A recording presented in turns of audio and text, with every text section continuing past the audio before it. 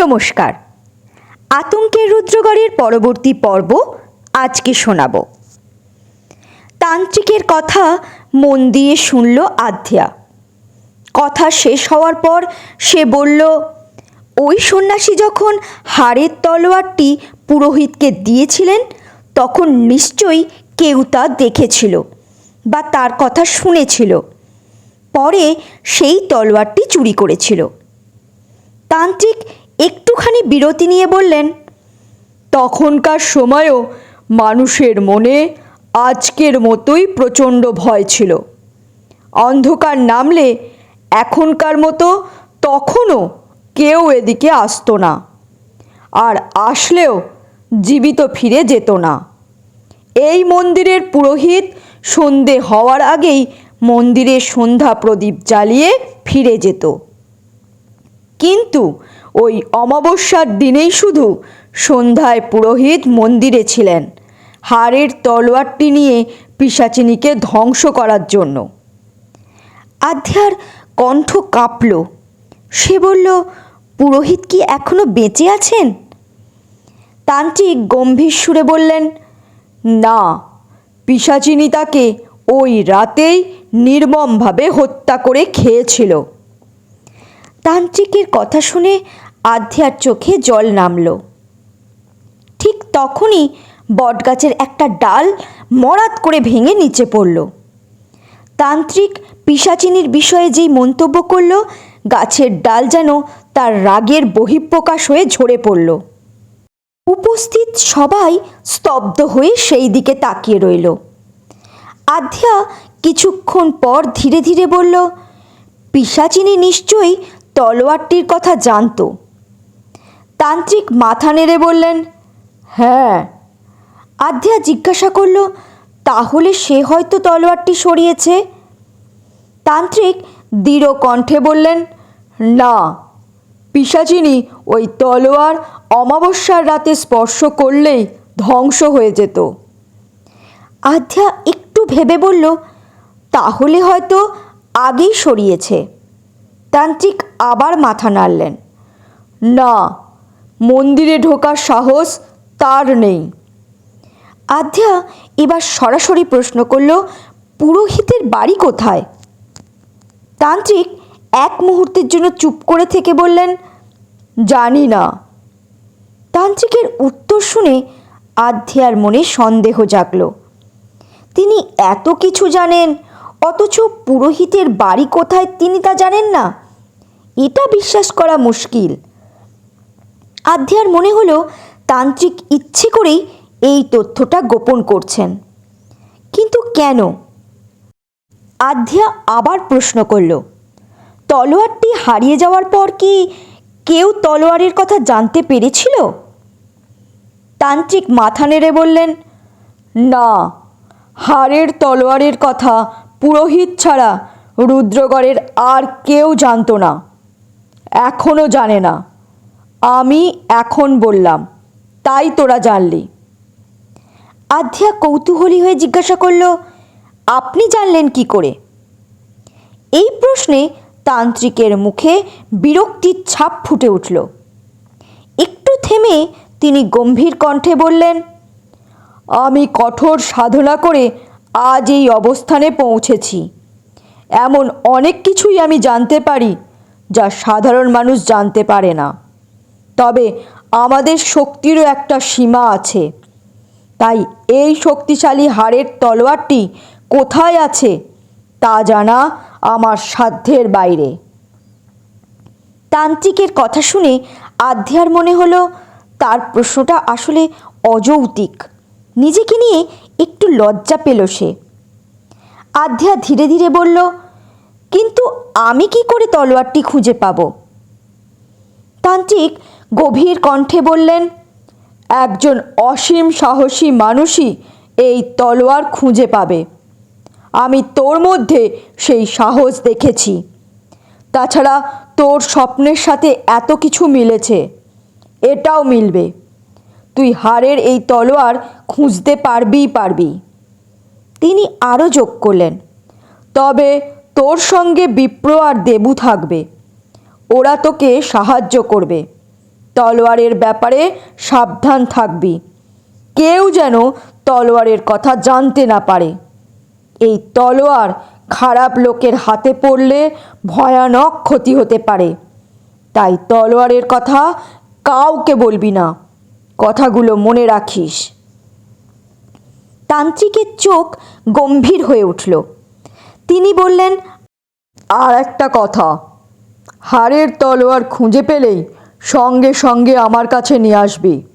আমি সেটা শুদ্ধ করে মন্ত্রপুত করব।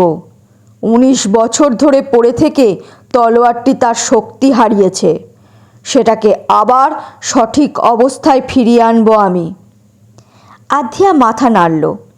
তার চোখে দৃঢ়তা ফুটে উঠল। তান্ত্রিক এবার আধিয়াকে বললেন, তোর স্বপ্ন অনুযায়ী হাড়ের তলোয়ারটি হয়তো শ্মশানের কুয়োতেই আছে।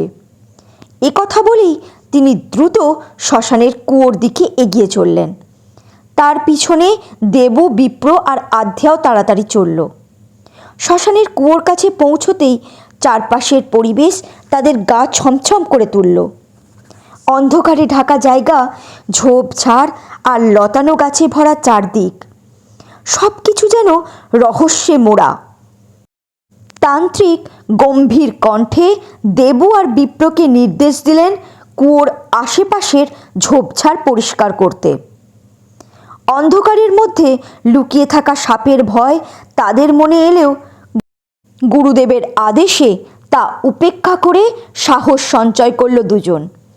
একে একে ঝোপঝাড় সরাতে শুরু করলো তারা। তাদের হাতের নড়াচড়া আর ঝোপঝাড়ের খসখস শব্দ যেন পরিবেশকে আরও রহস্যময় করে তুলল।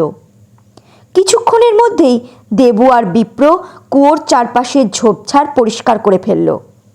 কুয়োতে জল ভর্তি রয়েছে। তান্ত্রিক চুপচাপ জলের দিকে তাকালেন। মনে হচ্ছে তলোয়ারটি পাওয়ার জন্য তার আর তর সইছে না। কৌতূহলের সঙ্গে তিনি আধ্যাকে বললেন, এক্ষুনি কুয়োতে নেমে তলোয়ারটা নিয়ে আয়।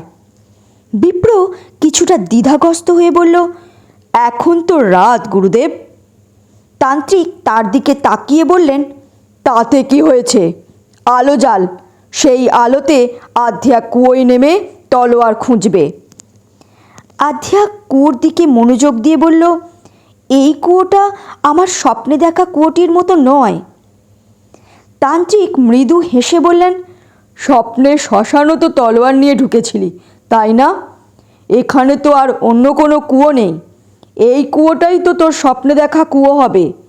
হয়তো স্বপ্নে কুয়োটা তেমন লক্ষ্য করিসনি। আমার মনে হয় এই কুয়োর ভেতরেই রয়েছে হাড়ের তলোয়ারটি। দেবু একটা কাঠ কুড়িয়ে এনে তাতে আগুন ধরালো। তান্ত্রিক এবার আধ্যাকে লক্ষ্য করে বললেন, তুই সাঁতার জানিস তো? আধ্যা মাথা নেড়ে বলল, হ্যাঁ জানি।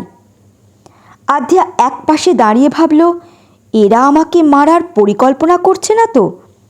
আমি জলে নামলে এরা যদি আমাকে জলে চুবিয়ে মারে? তান্ত্রিক যেন তার মনের কথা বুঝতে পারলেন। তিনি মৃদু কণ্ঠে বললেন, ভয় পাস না মা, আমি তোর কোনো ক্ষতি হতে দেব না। দেরি না করে নেমে পড়। যত তাড়াতাড়ি তলোয়ারটি আমরা পাবো তত তাড়াতাড়ি পিশাচিনীকে ধ্বংস করতে পারবো।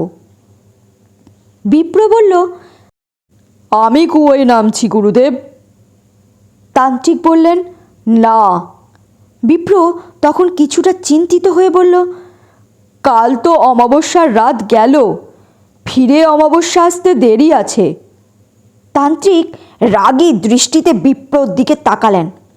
বিপ্র তার দৃষ্টিটি বুঝতে পেরে তাড়াতাড়ি বলল, মানে আমি বলছিলাম কি গুরুদেব, আধ্যা তো জলে নামার জন্য প্রস্তুত হয়ে আসেনি, তাই পরে যদি নামতো।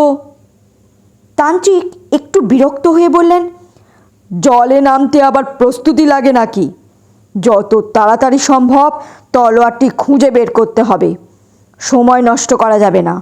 হাড়ের তলোয়ারে আমি এমন মন্ত্র প্রয়োগ করব যাতে অমাবস্যা পর্যন্ত অপেক্ষাই করতে না হয়, তার আগেই পিশাচিনীকে ধ্বংস করা যায়। তান্ত্রিকের শেষ দুটি কথা শুনে আধ্যা খানিকটা খুশি হয়ে উঠল। সে ভাবল, ফিরে অমাবস্যা আসতে তো বেশ দেরি আছে, তার মধ্যেই পিশাচিনী আরও কত মানুষের প্রাণ নেবে, তার বাবার মতো কত মানুষের ক্ষতি করবে কে জানে। এই চিন্তা করতে করতে তার বুকটা কেঁপে উঠল। সে চায় না আর কোনো মানুষের ক্ষতি হোক, তাতে নিজের জীবন গেলেও কোনো সমস্যা নেই। তাই সে কুয়োতে নামার সিদ্ধান্ত নিল। আধ্যা কুয়োতে নামতে যাচ্ছে। বিপ্র দ্রুত তার হাতটা ধরে একটু সরিয়ে এনে বলল, আধ্যা, আগে আগে নেমো না, আগে দেখি কুয়োটা কতটা গভীর। আধ্যার হাতটা ধরে বিপ্রর মনে এক অদ্ভুত ভালো লাগা জাগ্রত হলো। আধ্যা এক ঝটকায় বিপ্রের হাত থেকে নিজের হাতটা সরিয়ে নিল। শ্রাবণ মাসের শেষ সপ্তাহ চলছে, তাই বৃষ্টির জলে কুয়োটা পুরো ভরে আছে। বিপ্র একটা লম্বা বাঁশের কঞ্চি জোগাড় করে কুয়োর ভেতর নামালো। কঞ্চিটা মাটিতে ঠেকতেই তারা বুঝতে পারল কুয়োটা খুব একটা গভীর নয়।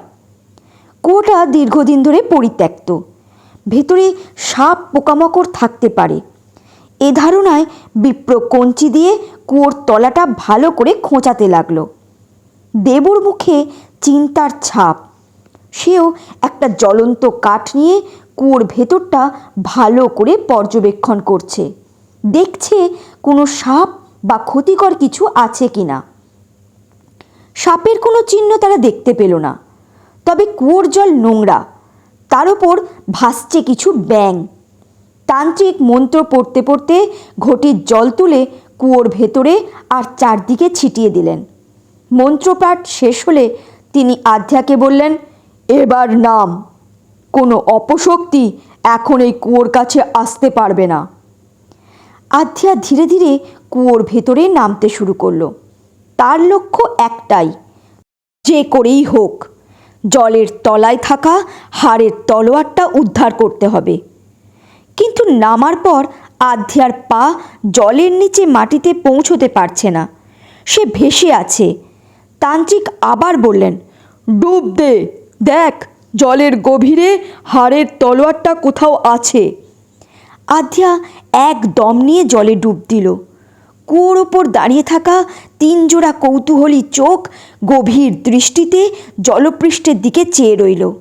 সবার মনে প্রশ্ন, আধ্যা কি তলোয়ারটা খুঁজে পাবে? আধ্যা কুয়োর তলদেশে হাত দিয়ে কিছু একটা লম্বা জিনিস পেল।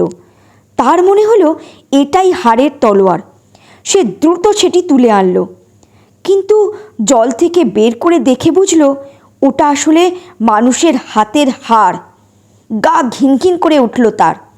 বাস্তবেও এমন বীভৎস অবস্থার মুখোমুখি হতে হবে সেটা ভাবেনি সে কখনো। তান্ত্রিক হাড়টি নিয়ে ভালো করে পরীক্ষা করে ফেলে দিয়ে বললেন, আরও ভালো করে খোঁজ, আমার মনে হচ্ছে তলোয়ারটা এখানেই আছে। আধ্যা আবার ডুব দিল। এদিক ওদিক হাতড়িয়ে কিছু এটা সেটা তুলে আনতে লাগলো। প্রতিবারই তান্ত্রিক সেগুলো দেখে হতাশ হয়ে ফেলে দিচ্ছেন। এমন সময় আদ্যার হাতে গোলাকার কিছু একটা বাঁধল। সেটি তুলে নিয়ে জলের ওপর ভেসে উঠল। দেখে তার বুক কেঁপে উঠল। এটা মানুষের মাথার খুলি। কুয়োর পাশে দাঁড়িয়ে থাকা দেবু আর বিপ্র খুলিটা দেখে আতঙ্কে কেঁপে উঠল। তান্ত্রিক খুলিটা নিয়ে গভীর মনোযোগে পরীক্ষা করলেন, যেন সেটার ভেতরে হাড়ের তলোয়ার লুকানো আছে। তারপর সেটিকেও ছুঁড়ে ফেলে দিলেন। আধ্যা অনেকক্ষণ ধরে পুরো কুয়োর তলা খুঁজে দেখল, কিন্তু হাড়ের তলোয়ারের কোনো চিহ্নই পেল না। তান্ত্রিক এবার অস্থির হয়ে উঠলেন। বিরক্ত গলায় বললেন, কাদার ভেতরে আটকে আছে কিনা দেখ। আধ্যা শেষবারের মতো মনোযোগ দিয়ে কাদার প্রতিটি কোণা ভালো করে খুঁজে দেখল, তবুও ফল শূন্য। হাড়ের তলোয়ারের কোনো চিহ্নই মিলল না। অসন্তুষ্ট গলায় সে বলে উঠল, উঠে আসবো তান্ত্রিক বাবা? তান্ত্রিকের মুখে চিন্তার ছাপ স্পষ্ট। গম্ভীর কণ্ঠে তিনি বললেন, আয়। বিপ্র আর দেবু সাবধানে আধ্যার হাত ধরে তাকে ওপরে টেনে তুলল। বিপ্র তৎক্ষণাৎ বলল, আমি নামবো গুরুদেব? তান্ত্রিক শান্তভাবে উত্তর দিলেন, লাভ হবে না। বিপ্র একগুঁয়ে কণ্ঠে বলল, তবু নামি। তান্ত্রিক ধীরে ধীরে মাথা নেড়ে বললেন, নামতে চাইছিস যখন নাম, দুজনেই নাম। বিপ্র আর দেবু কুয়োর জলে নামল। অনেকক্ষণ ধরে কুয়োর তলটাতে খুঁজে দেখল, কিন্তু হাড়ের তলোয়ারের সন্ধান পেল না। উপরে দাঁড়িয়ে তান্ত্রিকের কপালে চিন্তার ভাঁজ আরও গভীর হলো। ভোর হয়ে আসছে, পাখির ডাক চারপাশকে ভরিয়ে তুলছে, শীতের হালকা ছোঁয়া অনুভূত হচ্ছে। আধ্যা মাথা নিচু করে বলল, আসি তান্ত্রিক বাবা, আমি বেরিয়েছি জানতে পারলে সবাই রেগে যাবে। তান্ত্রিক শান্ত কণ্ঠে বললেন, যা, বিপ্র আর দেবু খবর নিয়ে জানাবে রুদ্রগড়ের কোথায় কোনো কুয়ো আছে কিনা। মনে রাখিস, রাতে ঘর থেকে সাধারণত কেউ বের হয় না, তোরা রাতেই বেরোবি। আর শোন, তুই বাগানবাড়ির কুয়োটাতেও নামবি। ভালো করে তলোয়ারটা খুঁজে দেখ। তোর একমাত্র লক্ষ্য হলো সেই হাড়ের তলোয়ারটি উদ্ধার করে আমাকে দেওয়া। বাকি কাজ আমি করব। তলোয়ারটা পেলেই আমি সেটিকে শুদ্ধ করে মন্ত্রপুত করব। এরপর পিশাচিনীকে ধ্বংস করব। তোর বাবা আবার আগের মতো সুস্থ হয়ে উঠবেন। রুদ্রগড়ের মানুষ পিশাচিনীর হাত থেকে মুক্তি পাবে। তারপর তোরা তোদের কলকাতার বাড়িতে ফিরে যেতে পারবি। তান্ত্রিকের কথা শুনে আধ্যার চোখ ভিজে এলো।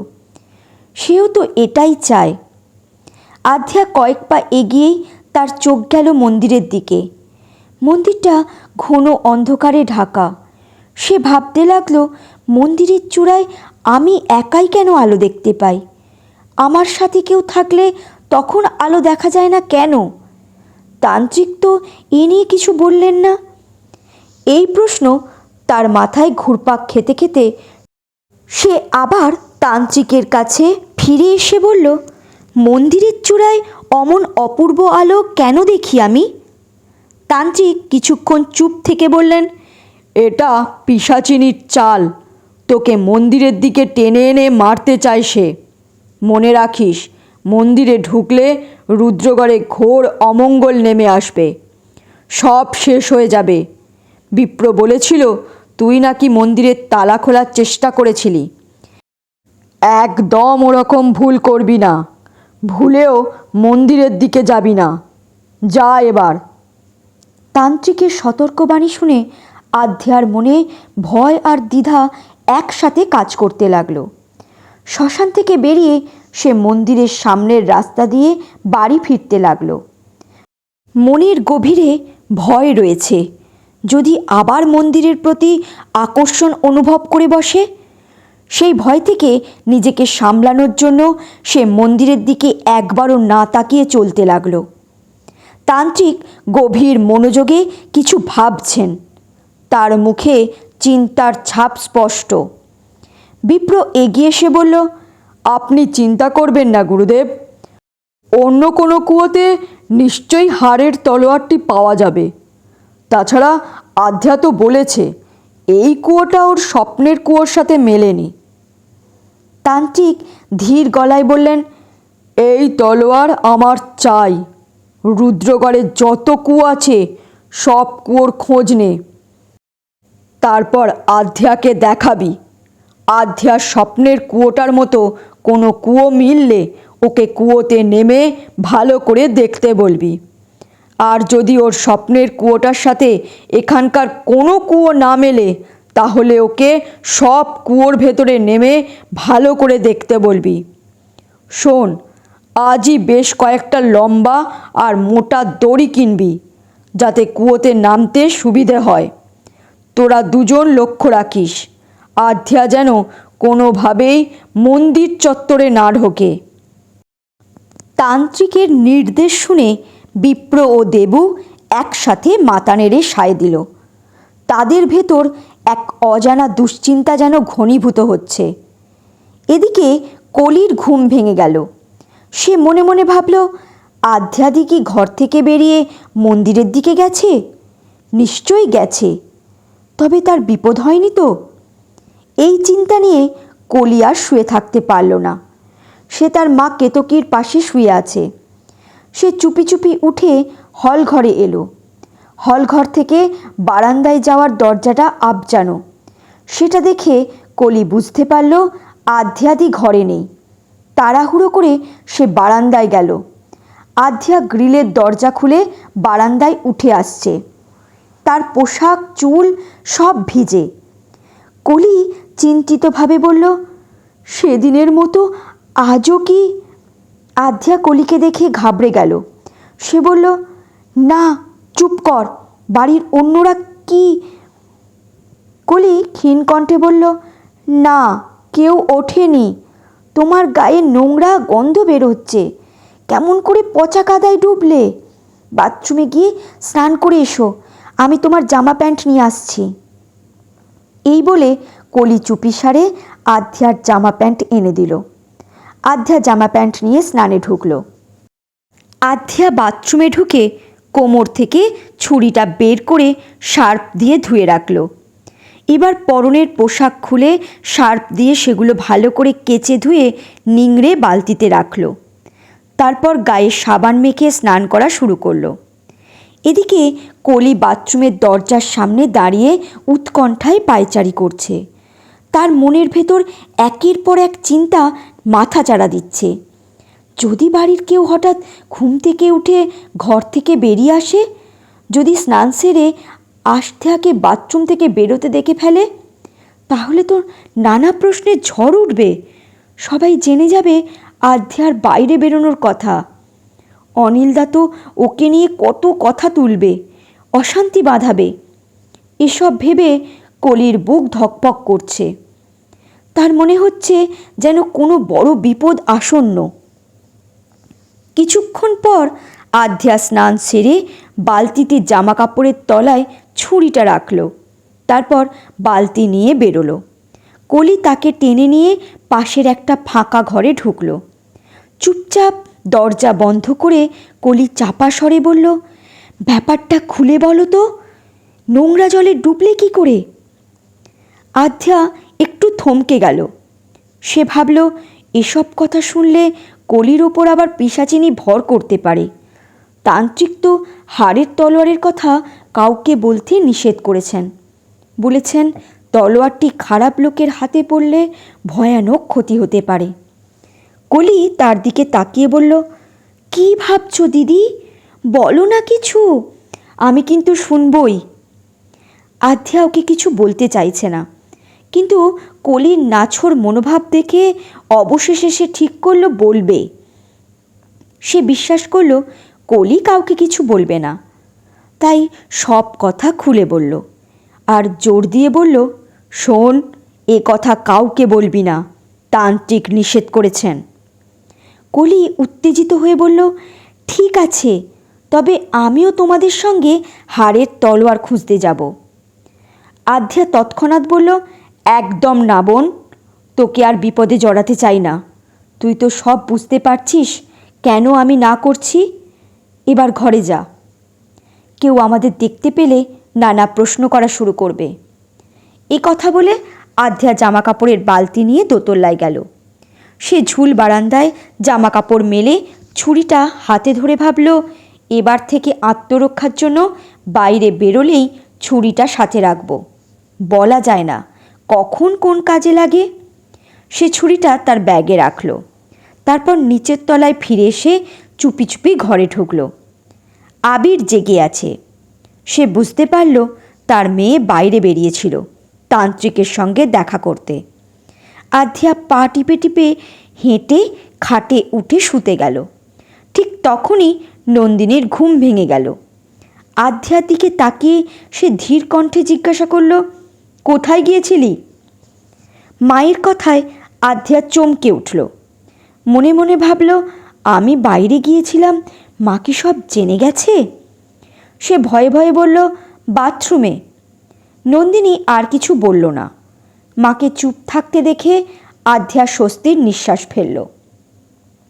আধ্যা বিছানায় শুয়ে পড়ল, কিন্তু তার মন বিশ্রাম পাচ্ছে না। মাথায় ঘুরপাক খাচ্ছে সেই হাড়ের তলোয়ারের কথা। তলোয়ারটি খুঁজে বের করতেই হবে তাকে। দরকার হলে সমস্ত জায়গা খুঁজে দেখবে সে। এসব ভাবতে ভাবতে সে গভীর ঘুমে তলিয়ে গেল। কিছুক্ষণ পর নন্দিনী উঠে বসল। লাইট জ্বেলে সে দেখল আধ্যার চুল ভেজা। অবাক হয়ে ভাবল, চুল ভিজে কেন? আধ্যা কি স্নান করেছে? এত ভোরে স্নানের কি দরকার ছিল? নানা প্রশ্ন ঘুরপাক খেতে লাগলো তার মনে। নন্দিনী বুঝতে পারল নানা দুশ্চিন্তায় মেয়েটা রাতভর ভালো করে ঘুমায়নি, এখন গভীর ঘুমে। তাই তাকে ডাকল না। খাট থেকে নেমে জানলাটা খুলে দিল। বাইরে মেঘলা আকাশ। ফ্রেশ হয়ে নন্দিনী লাবণীকে ডাকল। দুজনে মিলে আবিরকে তুলে বসালো। আবিরের দাঁত ব্রাশ করে মুখ ধুয়ে দিতে দিতে নন্দিনী বলল, আধ্যা ওঠ মা। আধ্যা ঘুম চোখে বলল, একটু পরে উঠছি মা। নন্দিনী হাতের কাজ সেরে আধ্যাকে ঠেলে বলল, এবার ওঠ, তোর বাবার দিকে খেয়াল রাখ, আমি তোর বাবার জন্য খাবার আনতে যাচ্ছি। আধ্যা বিছানায় এপাশ ওপাশ করে বলল, যাও। নন্দিনী তার ভিজে চুলের দিকে আবার নজর গেল। তার সন্দেহ হলো। সে কড়া গলায় জিজ্ঞাসা করল, তোর চুল ভিজে কেন রে? আধ্যা চুপ রইল। মাকে মিথ্যে কথা বলতে তার মন চাইছে না। আবার সত্যি কথাটা বললে তার বিপদের আশঙ্কায় মা তাকে তলোয়ার খুঁজতে যেতে দেবে না। রাতে না ঘুমিয়ে সতর্ক থাকবে যাতে সে বাড়ির বাইরে বেরোতে না পারে। নন্দিনী রেগে উঠে বলল, বল। অবশেষে আদ্যা ধীরে ধীরে বলল, বাথরুমে গিয়ে হঠাৎ শাওয়ারটা চালিয়ে দিয়েছিলাম। নন্দিনী বিরক্ত হয়ে বলল, কি যে করিস, দেখে শুনে কল খুলতে পারিস না? এই কথা বলে নন্দিনী ঘর থেকে বেরিয়ে গেল। আধ্যা উঠে বাবার গা ঘেঁষে বসল। আবির তার দিকে তাকিয়ে কিছু বলতে চাইছে। চোখে এক রাশ কথা জমে আছে। আধ্যা ভাবল, বাবা হয়তো তান্ত্রিকের কথা জানতে চাইছে। সে আবিরের কানের কাছে মুখ নিয়ে ফিসফিস করে তান্ত্রিকের সাথে তার যে কথাগুলো হয়েছে সে কথাগুলো বলল। আবিরের মুখটা অস্থির হয়ে উঠল। ভয় আর উদ্বেগের ছাপ স্পষ্ট। তার কিছু বলার চেষ্টা দেখে আধ্যা দ্রুত বলল, ভয় পেও না বাবা, এই তলোয়ার খুঁজতেই হবে আমাকে, না হলে তোমাদের রক্ষা করব কিভাবে? তোমাকেও তো এখান থেকে নিয়ে গিয়ে ভালো ডাক্তার দিয়ে দেখাতে হবে। আমি খুব সতর্ক থাকব। তোমাদের আশীর্বাদ আর ভগবান আছেন আমার সঙ্গে। ভালো উদ্দেশ্যে কাজ করলে ভগবান সবসময় সহায় হন। আবির চুপচাপ তার মেয়ের কথা শুনছে। তার চোখে অশ্রু জমল, কিন্তু সে কিছু বলতে পারল না। ঠিক তখনই নন্দিনী খাবার নিয়ে ঘরে ঢুকল। আধ্যার দিকে তাকিয়ে বলল, আমি তোর বাবাকে খাইয়ে দিচ্ছি, তুই খেয়ে আয়। আধ্যা চুপচাপ উঠে গেল। আধ্যা, কলি আর সমিতা খেতে বসল। আধ্যা রুটি আর ছোলার ডাল খেতে খেতে গভীর চিন্তায় ডুবে গেল। সে মনে মনে ভাবতে লাগলো, বাগানের কুয়োয় নামতে হবে, সেজন্য একটা মোটা দড়ি দরকার। দড়িটা ধরে যেন সে সহজে উঠে আসতে পারে। আধ্যাকে চিন্তিত দেখে সমিতা খাওয়া থামিয়ে বলল, কি ভাবছ বোন? আধ্যা একটু থেমে জিজ্ঞাসা করল, মোটা দড়ি আছে বৌদি? সমিতা কৌতূহলী হয়ে জিজ্ঞাসা করল, দড়ি দিয়ে কি করবে?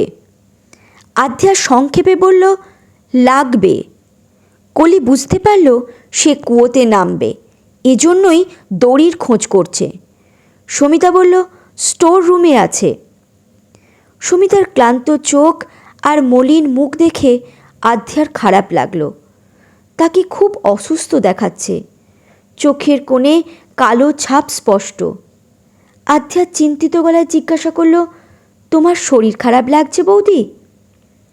সমিতা মাথা নাড়িয়ে বলল, না। বৌদি পুরোটা খাও, ঠিক মতো খাচ্ছ না তো। সুমিতা দীর্ঘশ্বাস ফেলে বলল, খিদে নেই। তারপর উঠে ধীর পায়ে বেসিনের দিকে মুখ ধুতে গেল। আধ্যা স্পষ্ট বুঝতে পারল পিশাচিনীর ভয়ে সমিতা বৌদি সবসময় আতঙ্কে রয়েছে। এই ভয় তার শরীর আর মনকে ধ্বংস করছে। মনে মনে সে দৃঢ় প্রতিজ্ঞা হলো, হাড়ের তলোয়ার খুঁজে বের করবই আমি। পিশাচিনীকে ধ্বংস করে সবাইকে আতঙ্ক থেকে মুক্তি দেওয়াই আমার একমাত্র পথ। কেতকী ব্যস্তভাবে কিছু খুঁজছে। তার চোখে মুখে একরাশ অস্থিরতা। সমিতা তাকিয়ে জিজ্ঞাসা করল, কি খুঁজছো মা? কেতকী হতাশ গলায় বলল, ফল কাটা ছুরিটা পাচ্ছি না। সমিতা শান্ত গলায় বলল, দেখো কোথাও রেখেছ। আধ্যা চুপচাপ বসে খাচ্ছে, সে কিছু বলছে না।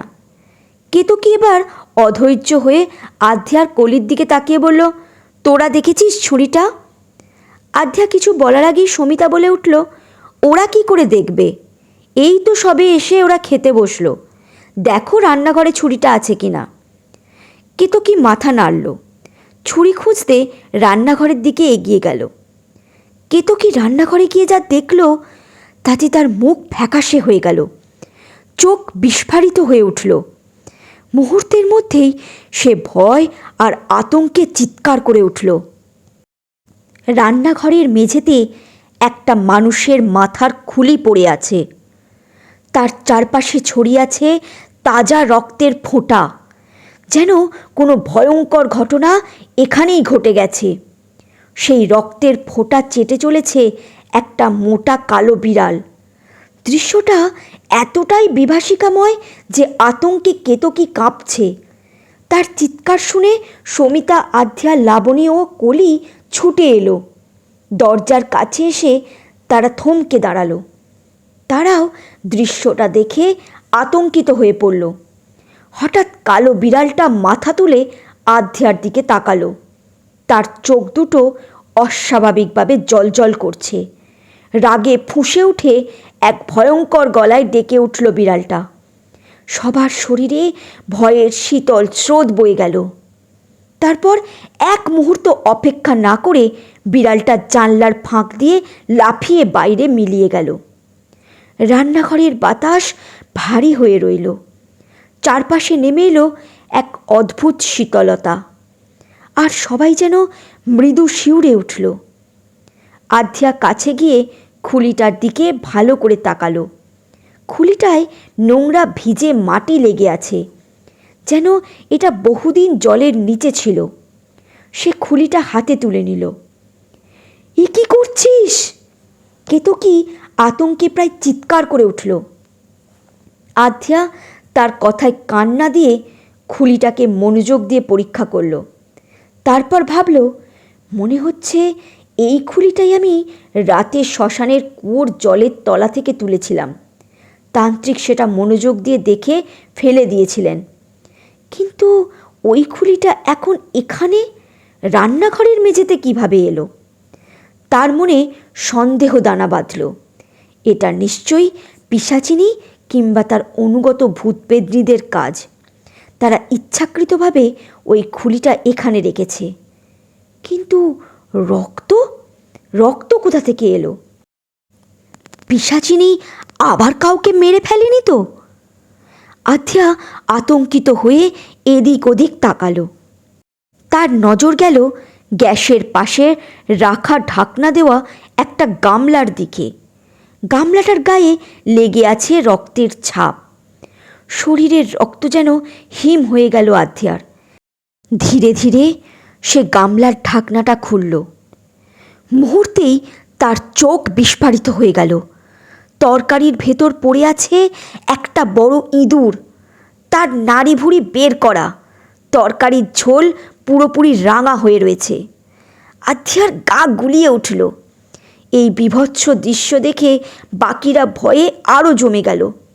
রান্নাঘরের চারপাশে নীরবতা নেমে এলো। প্রত্যেকে বুঝতে পারছে কে এটা করছে, কিন্তু ভয়ে মুখে কিছু বলছে না। আধ্যা দ্রুত একটা প্লাস্টিকের ব্যাগ নিয়ে খুলিটা আর তরকারি শুদ্ধ ইঁদুরটিকে প্লাস্টিকের ভেতর ভরে ফেলল। কোনো কথা না বলে চুপচাপ সে ঘর থেকে বেরিয়ে গিয়ে কিছুটা দূরে গিয়ে ঝোপের মধ্যে ব্যাগটা ফেলে দিয়ে এলো। তার মাথায় শুধু একটাই চিন্তা ঘুরপাক খাচ্ছে, হাড়ের তলোয়ার খুঁজে পিশাচিনীকে ধ্বংস আমি করবই। কেতকী ফেনাইল দিয়ে রান্নাঘরটা ভালো করে মুছে রক্তটা পরিষ্কার করলো। তার চেহারায় আতঙ্ক আর উদ্বেগের ছাপ স্পষ্ট। আধ্যা কেতকীর দিকে তাকিয়ে শান্তভাবে বলল, মাসি, একটু বাগানে যাই? কেতকী চমকে উঠে বলল, না, একদম না। কলি লক্ষ্য করল আধ্যার চোখে এক অদ্ভুত জেদ। সে বুঝতে পারল আধ্যার উদ্দেশ্য বাগানের কুয়োটায় নেমে হাড়ের তলোয়ার খোঁজা। আধ্যা আবার বলল, যাই না মাসি, ঘরে থেকে মনটা আরও খারাপ লাগছে, বাগানে একটু ঘুরলে ভালো লাগবে। এবার কেতকী আর নিজেকে ধরে রাখতে পারল না। রাগ, দুঃখে আর আতঙ্কে চিৎকার করে উঠল, একদম না! একবার বিপদে পড়ে শিক্ষা হয়নি? তোর সাহস দেখে আমি বাঁচি না। কী সব কাণ্ড ঘটে চলেছে, সেটা দেখেও যদি তোর মনে ভয় না জাগে তাহলে আর কি বলবো বলতো? এই বলে কেতকী কাঁদতে শুরু করলো। তার অস্থিরতা আর অসহায়তা ঘরের পরিবেশ আরও ভারী করে তুলল। আধ্যা মাসির মনের অবস্থা বুঝতে পারছে। সে মন খারাপ করে ডাইনিং রুমের এক কোণে গিয়ে চুপচাপ বসে পড়ল। কলি আর চোখে আধ্যাকে নজরে রাখছে। তাকে একা বাগানে যেতে দেবে না সে। কিছুক্ষণ পর আধ্যা সুযোগ বুঝে চুপি চুপি ডাইনিং রুম থেকে বেরিয়ে স্টোর রুমে ঢুকে পড়ল। ভেতর থেকে সে একটা মোটা দড়ি খুঁজে বের করল। এরপর দ্রুত দোতলায় গিয়ে সেই ঘরে ঢুকল যেখানে আগে সে থাকছিল। দরজা বন্ধ করে এক মুহূর্ত দাঁড়িয়ে গভীর শ্বাস নিল। তারপর আধ্যা বারান্দার দিকে এগিয়ে গেল। ঝুল বারান্দার গ্রিলে আগের দিনের মতোই শক্ত করে সারি বাঁধল। তারপর সারি ধরে সাবধানে নিচে নামল। চারপাশে নজর রেখে কাউকে কিছু বুঝতে না দিয়ে বাগানের দিকে সে এগিয়ে গেল। কলি আধ্যাকে বাগানে যেতে দেখল, তবে সে কাউকে কিছু বলল না। তার চোখে মুখে চিন্তার ছাপ। সে বুঝতে পারছে আধ্যা যা করছে তা সহজ নয়। হাড়ের তলোয়ার খোঁজা সবার জন্য কতটা জরুরি সেটা সেও বুঝতে পারছে। কলি মনের ভেতর স্বীকার করল আধ্যা নিজের জীবনের ঝুঁকি নিয়েও সবার মঙ্গলের জন্য লড়াই করছে। কিন্তু আধ্যার বিপদের সম্ভাবনা বুঝতে পেরে সে তার কাছে যাওয়ার জন্য পা বাড়াতেই কেতকী তাকে গম্ভীর গলায় বলল, কোথায় যাচ্ছিস? ঘরে গিয়ে পড়তে বস। পড়ায় মোটেও মন বসে না তোর। কয়েক মাস পরেই মাধ্যমিক পরীক্ষা, এই হাল হলে ফেল করবি। মায়ের কথায় কলির মন ভীষণ খারাপ হয়ে গেল। সে অনিচ্ছা সত্ত্বেও ঘরে গিয়ে বই নিয়ে বসল, কিন্তু পড়ায় মন বসানোর চেষ্টা করেও সে পারল না। আধ্যা কুয়োতে নেমে গেলে পিশাচিনী তার ক্ষতি করবে, এই ভয়ে কলি ভেতরে ভেতরে ছটপট করতে লাগলো। তার মনের মধ্যে চলছে ভয় আর দুশ্চিন্তার ঝড়। আধ্যার বিপদ বুঝেও কিছু করতে পারছে না সে।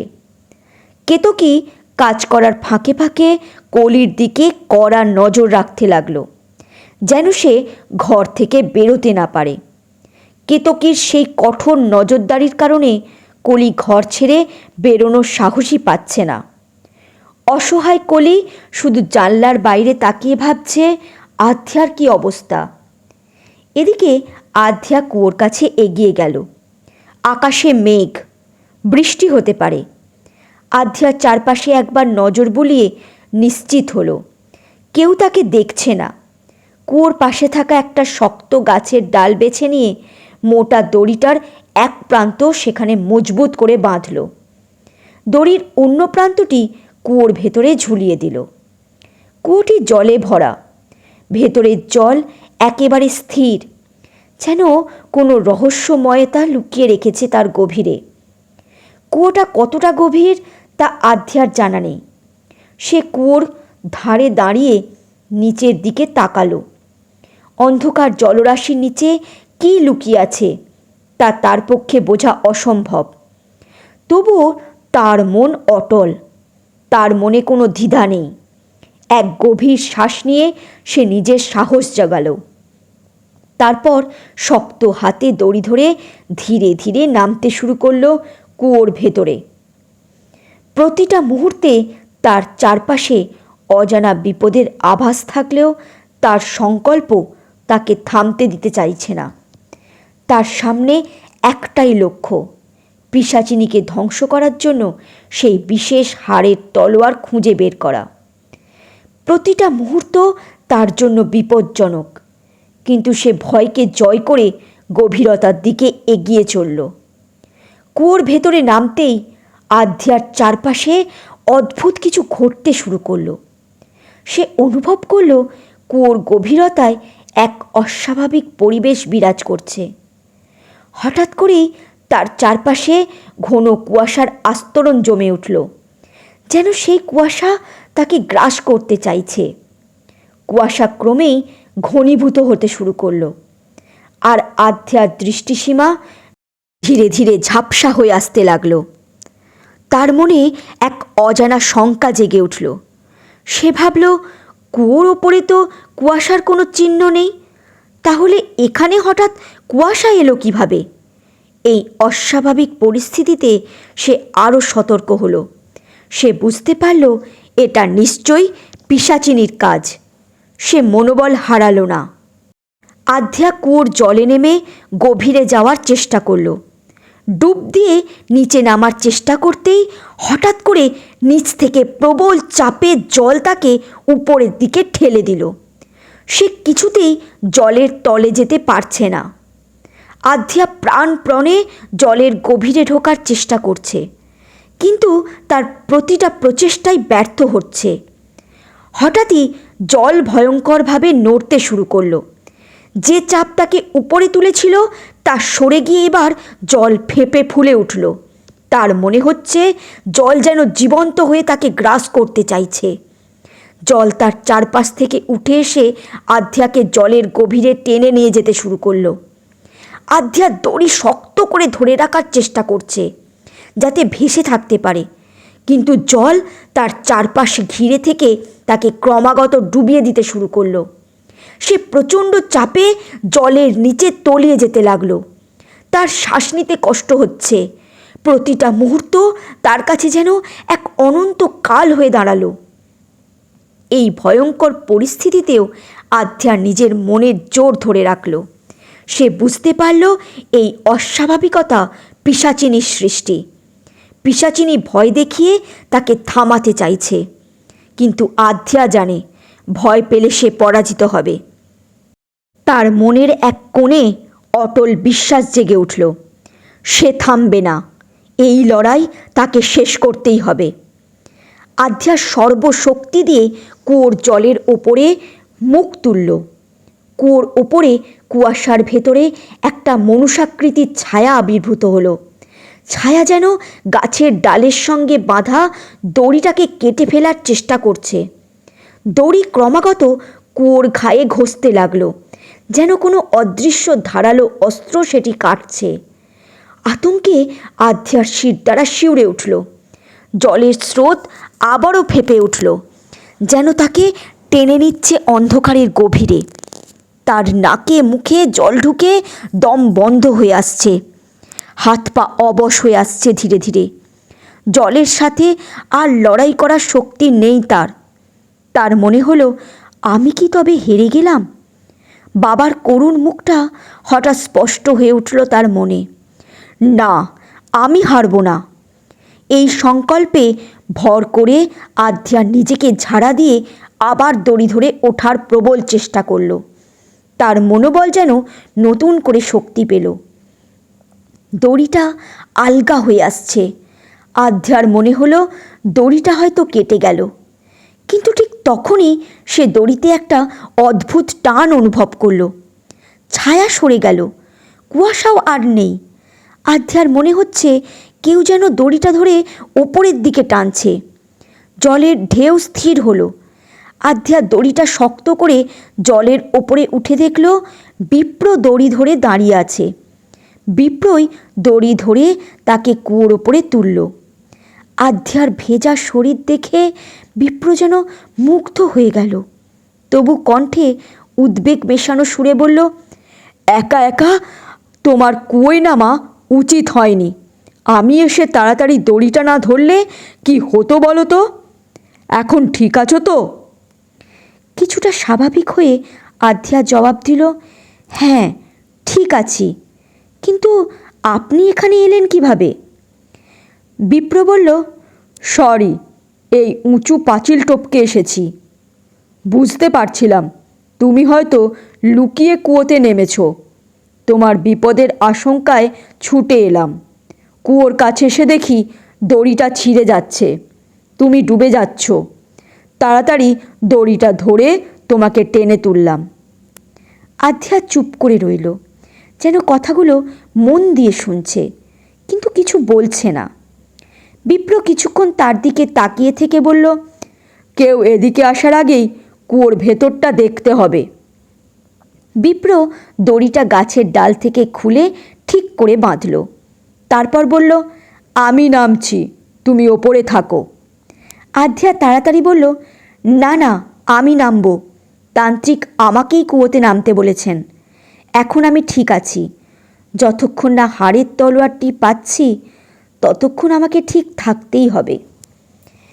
বিপ্র কিছুক্ষণ চুপ করে আধ্যার দিকে তাকিয়ে রইল। তারপর তার দিকে একটা টর্চ বাড়িয়ে দিয়ে বলল, কুয়োর গভীরে আলো পৌঁছয় না। এটা ওয়াটারপ্রুফ টর্চ, এটা নিয়ে নামো। আধ্যা অবাক হয়ে জিজ্ঞাসা করল, ওয়াটারপ্রুফ টর্চ নিয়ে ঘুরে বেড়াচ্ছেন? বিপ্র শান্তভাবে জবাব দিল, হ্যাঁ, গুরুদেবের কথা মতো রুদ্রগড়ের কোথায় কোন কুয়ো আছে সেসব খোঁজ নিয়ে বেড়াচ্ছি। যদি দরকার হয় সেজন্য টর্চটা সাথে নিয়েছি। তোমার দরকারে লেগে গেল। এই দিয়ে জলের তলদেশ দেখতে পাবে। আধ্যা কিছুক্ষণ চুপ করে তার দিকে তাকিয়ে রইল। বিপ্রকে সে বিশ্বাস করতে শুরু করলো। বিপ্র শুরু থেকেই তার সঙ্গে ভালো ব্যবহার করছে, আর এখন সে তার বিপদের আশঙ্কায় ঝুঁকি নিয়ে বাগানে ঢুকে তাকে বাঁচিয়ে দিল। বিপ্র মিষ্টি হেসে বলল, কি দেখছো? নাও, এটা নিয়ে কুয়োয় নামো। আধ্যা কিছু না বলে দড়ি শক্ত করে ধরল। কুয়োর গায়ে পা বাঁধিয়ে ধীরে ধীরে নামতে শুরু করলো। শহুরে মেয়ে হলেও রুদ্রগড়ের মানুষদের বাঁচানোর জন্য তারই অদম্য চেষ্টায় বিপ্র অবাক হয়ে চেয়ে রইল। আধ্যার মুখে একরকম দৃঢ়তা রয়েছে। যে কোনো ঝুঁকি নিয়ে সে তার কাজ সম্পন্ন করতে চায়। আধ্যা এবার সাবধানে কুয়োর গভীরে পৌঁছে গেল। ওয়াটারপ্রুফ টর্চ জ্বালিয়ে চারপাশে ভালোভাবে খুঁজতে লাগলো হাড়ের তলোয়ার। কুয়োটা বেশ গভীর। জলের তলায় তাকিয়ে অনেক কিছু দেখল, কিন্তু হাড়ের তলোয়ারের কোনো চিহ্ন পেল না। দীর্ঘক্ষণ চেষ্টার পর সে হতাশ হয়ে ধীরে ধীরে ওপরে উঠে এলো। আধ্যার মলির মুখ দেখে বিপ্র বলল, মন খারাপ করো না, হাড়ের তলোয়ার আমরা খুঁজে বের করবই। রাতে দেখা হবে, এখন আসছি। টর্চটা নিন। ওটি তোমার কাছে থাক। না না, আপনি নিয়ে যান। ওকে। এই বলে বিপ্র টর্চটা হাতে নিয়ে বলল, এবার থেকে এটা আমার সর্বক্ষণের সঙ্গী। কলি কেতকীর নজর এড়িয়ে বাগানে চলে এলো। দূর থেকে বিপ্রকে দেখে তার মুখে আনন্দের ঝলক ফুটে উঠল। দ্রুত পায়ে হেঁটে সে তার কাছে চলে এলো। বিপ্র কলিকে দেখে অপ্রস্তুত হয়ে গেল। সে কলিদের বাগানে ঢুকেছে এই ভেবে হয়তো কলি তার সম্পর্কে খারাপ ধারণা করতে পারে বা বাড়ির অন্যদের জানিয়েও দিতে পারে, যার জন্য অশান্তি সৃষ্টি হতে পারে। এ কথা ভেবে বিপ্র বেশ অস্বস্তি অনুভব করল। কলি হেসে বলল, বিপ্রদা, আপনি এখানে? বিপ্র কি বলবে ভেবে পাচ্ছে না, কিছুটা অস্থির দেখালো তাকে। কলি আবার বলল, কুয়ো দেখতে এসেছেন? এই কথা শুনে বিপ্র বিস্মিত হয়ে গেল। কলি কি করে কুয়োর কথা জানল? আধ্যা বুঝতে পারল সে বড় ভুল করে ফেলেছে। তান্ত্রিক তাকে স্পষ্টভাবে নিষেধ করেছিলেন কাউকে কিছু না বলতে, অথচ সে কলির প্রতি বিশ্বাস করে তাকে সব বলে ফেলেছিল, আর কলিকে কাউকে না বলতে অনুরোধও করেছিল। কিন্তু কলি ঠিক উল্টো কাজ করে ফেলল। আধ্যা রাগের সাথে কলির দিকে তাকালো। তার চোখের দিকে তাকাতেই কলি বুঝতে পারল সে কথাটা বলে ঠিক কাজ করেনি। সঙ্গে সঙ্গে চুপ হয়ে গেল। আধ্যা ধীরে ধীরে বলল, ভোর রাতে বাড়ি ঢুকতে গিয়ে কলি আমাকে ভিজে অবস্থায় দেখে। আধ্যা কথা শেষ করার আগেই বিপ্র বলে উঠল, ওকে সব কথা বলে ফেলেছো, তাই তো? আধ্যা বলল, বলেছি। ও অন্য কাউকে। বিপ্র হালকা হেসে বলল, বলবে না তাই তো? জানি, ভয় পেও না। কলিকে সব কথা বলেছ, এ কথা আমি গুরুদেবকে বলবো না। তবে এখন যাই, কেউ এসে পড়লে বিপদ হবে। তাছাড়া কুয়োর সন্ধানও করতে হবে। এরপর মিষ্টি হাসি দিয়ে বিপ্র পাঁচিল টপকে বাইরে চলে গেল। বিপ্র চলে যাওয়া দেখে কলির মন খারাপ হলো। সে একটু চুপ করে থেকে বলল, সরি দিদি, ও কথা বলা আমার উচিত হয়নি। আধ্যা দীর্ঘশ্বাস ফেলে বলল, ঠিক আছে, আগে তুই বাড়ি যা। পাউনি হাড়ের তলোয়ার? আধ্যা কঠিন গলায় বলল, চুপ কর না। কলি আর কিছু না বলে মনমরা হয়ে বাড়ি গিয়ে লুকিয়ে ঘরে ঢুকে গেল। আধ্যা কিছুক্ষণ অপেক্ষা করল, তারপর আস্তে আস্তে লুকিয়ে বাড়ির ভেতরে ঢুকে দোতলার ঝুল বারান্দায় নিচে এসে দাঁড়ালো। শাড়িটা ধরার জন্য ওপরের দিকে তাকালো সে। ঠিক তখনই কিছু ফোঁটা তার মুখে পড়ল। চমকে সরে এসে সে মুখে হাত বোলালো। হাতের তালুতে তাকিয়ে দেখল রক্ত। আজকে শুনলেন আতঙ্কের রুদ্রগড়ের 27 থেকে 31 পর্ব। পরবর্তী পর্ব খুব শীঘ্রই চলে আসবে। ধন্যবাদ।